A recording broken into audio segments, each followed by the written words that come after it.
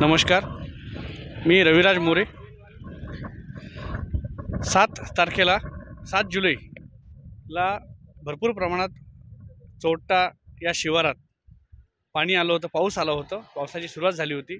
आणि 8 तारखेला सकाळी सर्वप्रथम जीवन खवले प्रहारचे उपाध्यक्ष आहेत किसान आघाडीचे, त्यांना या पुलाची भिंत कोसळल्याची त्यांच्या निदर्शनास आल्यामुळे त्यांनी तात्काळ आम्हाला घटनेची माहिती दिली।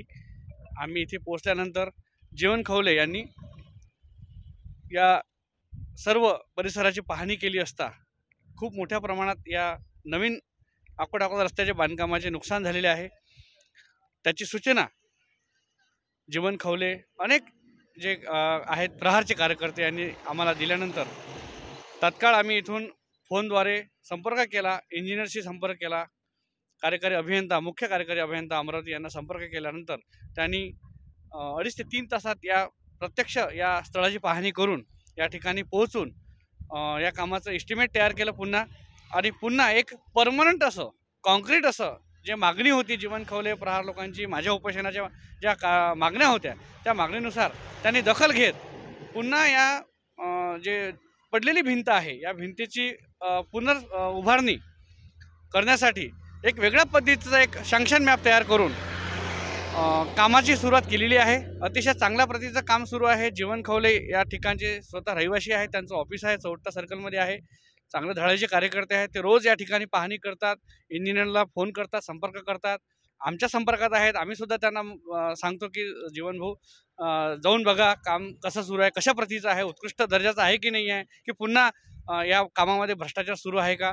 तर अशा प्रकारचे इथे कामाची सुरुवात झालेली आहे। आज आम्ही त्या भिंत ज्या ठिकाणी पडली होती चोरटा ते करोडीची फाट्याच्या मध्यभागी त्या ठिकाणी आम्ही उभे आहोत। या बाबतीत कामाची जे पद्धत आहे, जे कोणत्या स्वरूपाचा दर्जा आहे, कामाची पद्धत जे जीवन भाऊ खवले हे रोज पाहणी करतात, त्यांचा परिसर आहे, तर त्यांना ज्या कामाची काळजी सुद्धा आहे, तर त्यांच्या आपण या कामाच्या बाबतीत 2 प्रतिक्रिया घेऊयात। नमस्कार जीवन भाऊ। नमस्कार। 7 जुलैच्या रात्री जो पाऊस आला त्या पावसामुळे चोरटा बाजाराजवळ ज्या पुलाच्या भिंती कोसळल्या, साईडच्या आधार भिंती, याची आम्ही सकाळी 8 जुलैच्या सकाळीच आम्ही याची दखल घेऊन सर्व लोकांना, सर्व पुढारी लोकांना, सर्व पत्रकार मंडळींना यांना सांगितली आणि तात्काळ या गोष्टीची दखल घेत तेथील इंजिनियर साहेब अमरावतीचे त्यांनी तात्काळ याची दखल घेतली आणि आता जे हे काम आहे या आठवड्यात चालू झालेलं आहे। आणि हे जे आम्ही बातमी प्रसारित केली किंवा आम्ही हे मागणी केली किंवा चांगल्या दर्जाचं काम आणि उत्कृष्ट काम करून द्यावं, त्या हिशोबानं तिथं आता इंजिनियरनं ते काम चालू केलेलं आहे। तिथं प्लॅटफॉर्म तयार झाला, पण बाकीचं काम आता नवीन पाणी आल्यामुळे ते आता सध्या बंद आहे।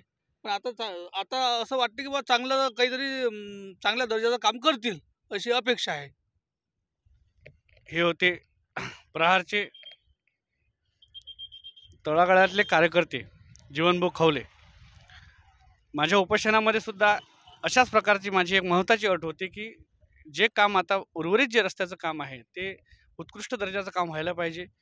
निकृष्ट दर्जाचं काम आहे हे भिंत पडल्यानंतर हे सिद्ध झालं, त्यामुळे आता त्यामध्ये कोणत्याही प्रकारची शंकाच राहिली नाही। आणि सतत आम्ही कार्यकारी अभियंत्याच्या नॅशनल हायवे अथॉरिटीचे कार्यकारी अभियंते आहेत त्यांच्या संपर्कात असतो आणि वरचेवर त्यांना आम्ही सूचना करतो। याचाच एक भाग म्हणून याच्याच मागे जो पिलकवाडी रस्ता आहे, पिलकवाडी आहे ना, तो पिलकवाडी रस्ता आहे, पिलकवाडी रस्त्याच्या अलीकडे जो दुसरा पूल आहे त्या पुलाच्या अपोजिट साईडला जी भिंत आहे ते सुद्धा क्रॅक झालेली आहे।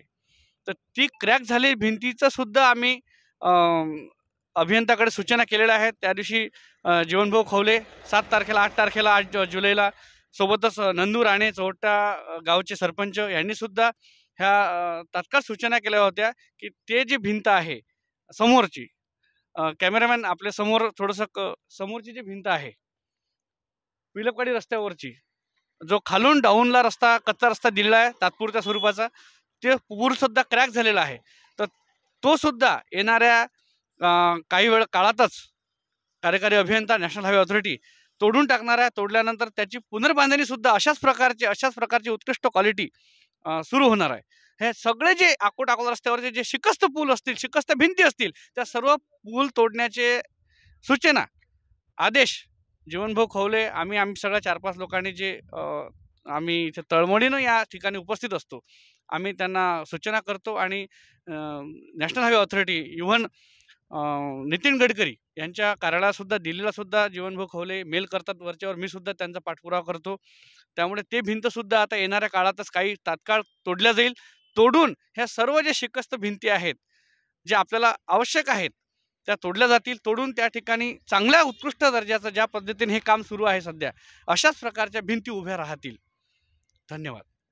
सोबतच त्या दिवशी आमच्या आपसामध्ये चर्चा झाली. नंदुरबार राणे ग्रामपंचायतमध्ये आम्ही डिस्कस केलं, चर्चा केली की या रस्त्यावर जे झाडं तोडल्या गेले, भरपूर झाडं तोडल्या गेले, तर ते झाडंसुद्धा पुनर्जीवित व्हायला पाहिजे. असं आमच्या चर्चा झाल्यानंतर मी स्वतः नॅशनल हायवे ऑथॉरिटी यांना भेट घेऊन त्यांना ह्या सूचना केल्या. त्यांना पत्राद्वारे कळवलं. सेंट्रल गव्हर्नमेंटच्या अखत्यारीत जेवढे काही विषय आहेत झाडांच्या संबंधितले, मी त्यांनासुद्धा कळवलेलं आहे. आणि कमीत कमी 5 ते 10 हजार झाडांची मागणी केलेली आहे. या दोन्हीही रस्त्याच्या दोन्ही बाजूला झाडे असणे आवश्यक आहे. ते झाडं पुनर्जीवित करण्याची जबाबदारीसुद्धा नॅशनल हायवे ऑथॉरिटीचीच आहे. तर त्यांनी ती स्वीकारलेली आहे. आणि येणाऱ्या सीझनमध्येच, या पावसाळी सीझनमध्येच 2700-2800 झाडांची त्यांनी मागणी केलेली आहे. ते त्यांना लवकरच मिळेल अशी मी अपेक्षा करतो. आणि ते झाडं उभं करण्याची, ते झाडं मोठे करण्याची जबाबदारी 3 ते 4 वर्षसुद्धा कॉन्ट्रॅक्टरची असेल अशी मी ग्वाही देतो. आणि या सीझनमध्येच येणाऱ्या 1 ते दीड महिन्यात किंवा येणाऱ्या 15 दिवसात 1 महिन्यात हे झाडं लागवड सुरू होईल, ही आपल्या सगळ्या लोकांना मी ग्वाही देतो. धन्यवाद.